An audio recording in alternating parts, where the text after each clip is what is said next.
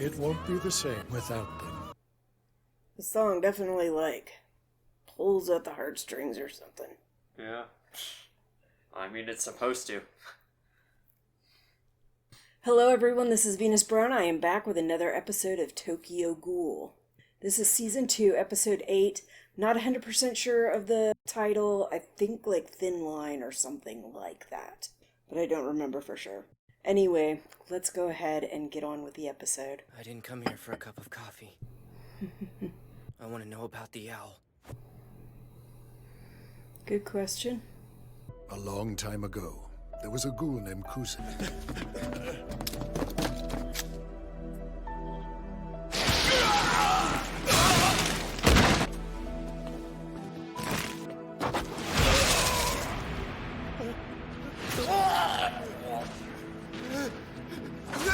Like so many of us, he was forced to kill and eat humans in order to survive. But he didn't stop there. He also slaughtered his ghoul companions. As a result, he found himself alone, cursing his fate in solitude. Tales of Kuzin's ruthlessness began spreading far and wide. It wasn't long before an organization set their sights on him, determined to enlist him. They were successful. Kuzin did whatever the organization asked of him, without even batting an eye. No qualms about killing humans or ghouls. And they said that killing the ghouls and eating them... Well, he was killing them, he wasn't eating them. One thing never changed. I think. He might have The eventually. loneliness he felt in his heart. He didn't say he ate them. In the end, he chose to leave the organization because it didn't feel like home. Then one day, his life was changed thanks to a chance encounter with a pretty young human. Would you like another cup, sir? You sit in the same seat, drinking the same coffee, day after day. You take it strong and black. Is that right?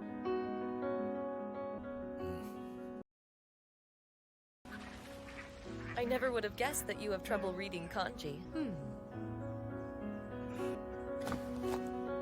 Well, then I'll just have to tutor you. I shouldn't. You coming? Kuzin had been alone his entire life. He'd never opened his heart to anyone.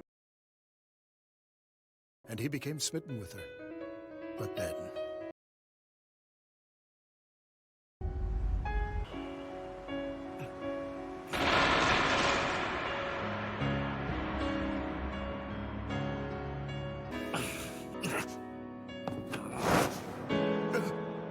Why'd you keep this from me, Kuzin? It doesn't change how I feel. She accepted him for who he was.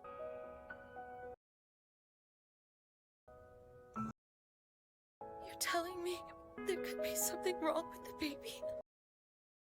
Sorry, but unless a miracle happens, our child will be born part ghoul. You might die, and the baby might die. Yeah. In reality, most likely the baby would die. It's going to need nourishment, right? Yeah, they said they rarely live, but the ones that do... You probably didn't want to tell her that the baby's probably going to be dead. Worry, my love. A miracle will happen. She did the unthinkable to nourish their unborn child.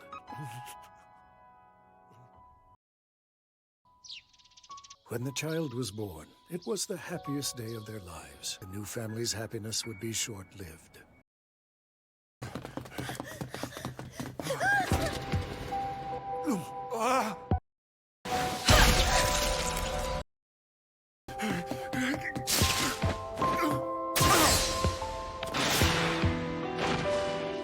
No!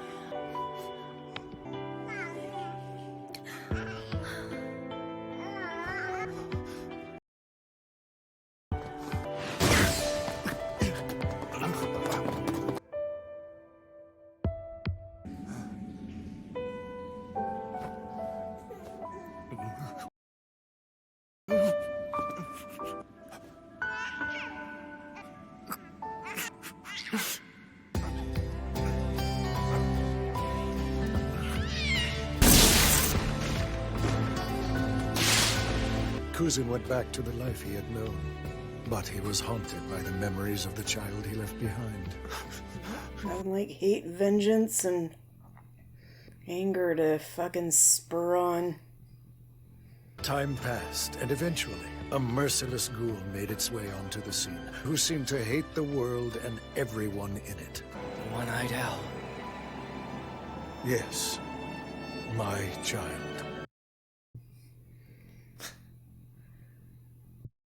And do we know anything about the baby? Because it looked like the baby was alive. And they said that when those babies survive, they tend to be very resilient. Well, he did just say that the owl is his child. He said, the one-eyed owl, my child. His child. Is the one-eyed owl. Yes. Which is the baby. Oh! I thought they were saying the one-eyed owl was him. Like he ended up morphing into that. So, it's kind of weird. There's like two owls. There's two one-eyed beings that look like that. At least fairly similar. I'm pretty sure they eventually start calling him the one-eyed owl and the other one the one-eyed king. Okay. But I might be mixing those up. Yeah, but we're talking about this story that they just said there. Yeah. I'll play it again later and listen. I don't always pick up on everything, and I don't always remember everything. Just like last episode, I hadn't even remembered the episode where the other dove was actually in the hospital. It happened, but when I was playing that last episode, I didn't remember it until they told me, like, I had to really, really think on it to even realize that we had already watched episodes where he was still in it after the point that I thought he was killed. You're moving? Yeah, I don't have any choice because they're renovating the whole building. You know you're more than welcome to come and stay with my family. I appreciate it, but I've already got it worked out. You could have home-cooked meals by yours truly. It's snowing. Oh, how pretty! Do you think it's gonna stick? It's a good question. I sure hope it does. I love it. Yeah, me too. Yep, because so often it doesn't like to stick. Or it'll just melt, or get wet and melt. No wonder it's so damn cold. Or turn to ice. Here, let me help warm you up. I don't know why you insisted on walking me to work. It's freezing out. I wanted to. We don't have much farther to go. Can't wait to get back home and bask in the warmth of the heater. You didn't have to do this. I know, but it's little moments like these that count the most. I'll admit it has been nice. Wow, it's really starting to come down now. You were smart to bring an umbrella just in case. Why is this place so busy all of a sudden? Why are you complaining? Being busy's good, right? Yeah, but he's lazy. Do the best we can without Toga. It'll be tough, but we can manage. Hinami, you man the counter, and I'll take care of things out here. Okay. What about me?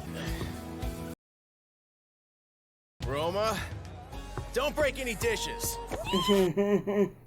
Miss Irimi, we'd like to order 3 Americanos, please. No problem. Coma! We're gonna need 4 blends on the double, okay? Coming right up. Have you decided what you want to be when you grow up? I suppose I should figure that out, huh? I've never really given it much thought. You know. What about you? A chef, of course. Look at what degrees they have, what directions they go, what kind of fields in those directions sound like they might be good for your tastes and skills. Enough about me. What do you want to do? I can't pick just one. I mean, there's lots of stuff that I'd like to try. Like what? Yep, that's my problem. I can never just pick one thing. I wouldn't mind being a teacher, or maybe running a coffee shop. Oh, wow. You must really love this stuff. No, not really. I just think coffee shops are cool because they bring people together, you know? Agreed. If I open one, you'll always know where to find me. Of course I will, because I'll be working there with you. Sounds good to me. Yeah, you might have to come clean with her at some point then. Do you have any conclusive evidence? I'm assuming he's following up on the instinct interview. Possibility of humans becoming ghouls. I don't think so. No? I think this is a different situation. Okay. I just figured after she dumped that, and especially with... Called in to recruits and they're staking out the place. You sure work fast. Yeah. And I don't have any choice. Juso, yeah. Sure. Especially with Juso knowing some things about that they might start putting 2 and 2 together. And if they start talking to the other dove that... First time you've made it through your entire shift without breaking any dishes. Knows something. Almost. I broke 2. Takes practice. Still pretty good. It's alright. We're all bad at some things. But you're never this nice. You're not trying to flirt with me, are you? Keep dreaming. No. One nice thing to you, and it goes straight to that big old head of yours. I love when the shop's busy. It reminds me of the good old days. Me too. I was worried we were gonna have to call in on Teiku's secret weapon. I didn't know that we had a secret weapon. So who is it? You all know him. Speak of the devil. What? Does he even make coffee? I already had my 2 cups. So. Indeed. It's true, although it was a very long time ago. Yomo doesn't strike me as someone who should work in the service industry. I mean, we could say that about a lot of you. Believe it or not, he was great at making coffee, but not so great with customers. Well, Toka, have you finished packing yet? Oh crap, got a little left. Oh, crap. Finish up. We can handle things. Let's go, Hinami. Coming! What are you going to do? I have some loose ends that I need to tie up. Promise me you'll watch over the others. I'll do my best, sir. Hey, what's up, Sato? What's with all the frenetic energy? They really haven't told me anything. I'm sorry, but I'm kind of in a hurry. I haven't told you anything, but you're in a hurry to do something. I mean, he could have just been told, hey, you need to be over here right now. Yeah, because that's generally the way orders go. You don't know what the fuck's going on until they actually tell you. If they tell you. But it's still coming down! Yeah, looks like it might stick after all. They're in your hands, Yomo. Be careful. Right.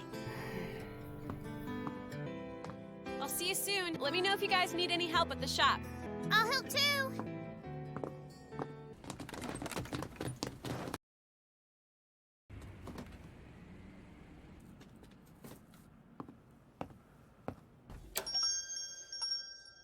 Wow. Looks like we're gonna get some accumulation tonight. Welcome back, sir. And when he visited the coffee shop, he said that he looked familiar. You know, and I wouldn't know if it was from all the fighting they've been doing, but it could be from the past. I'm pretty sure it was the fighting, since he's fought the Here you are. owl. Right. Thank you very much. No problem. That's good. I've had years of practice. What makes one coffee taste better than another? Is it the quality of the beans? Yes, that's part of it. Combination. There are many other Because factors. you can have some shitty coffee just by having crappy water. From the way beans are roasted to the water for brewing. Really? If you leave it too long, it gets stale. My own philosophy, I've noticed. It's not the quality of the bean that matters, but how you approach them. You have to approach each and every coffee bean differently. Carelessly brewed beans will make a horror coffee. The opposite is also true. Even the cheapest beans can become flavorful as long as they're brewed with care. It takes some work, but you can bring out the best in them. Which may be true, but I find that I make my coffee the same way every time, although I do doctor it if I know the beans or the flavor is weak. Delicious as always. And then I will add to it. This one's on the house. Thank you, but I don't mind paying. And so long as it's strong enough and not too strong, and I have decent water, they usually come out pretty good. But some definitely come out way better. Very well. Then if you insist, sir.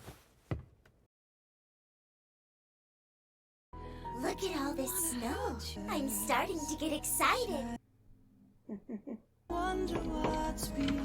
It took us a while, but the shop is spick and span, boss. And we also got rid of all the documents. Good, thank you.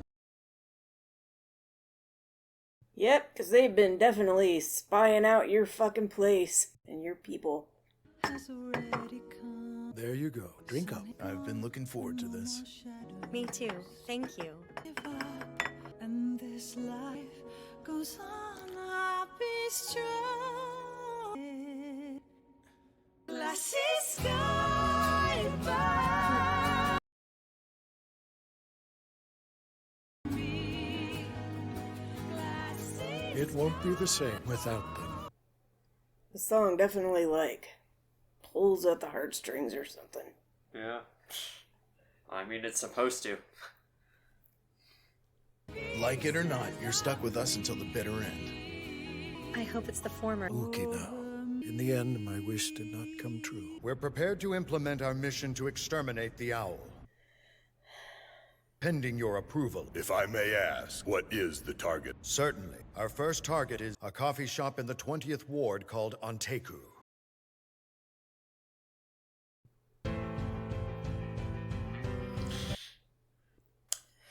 like Onteku.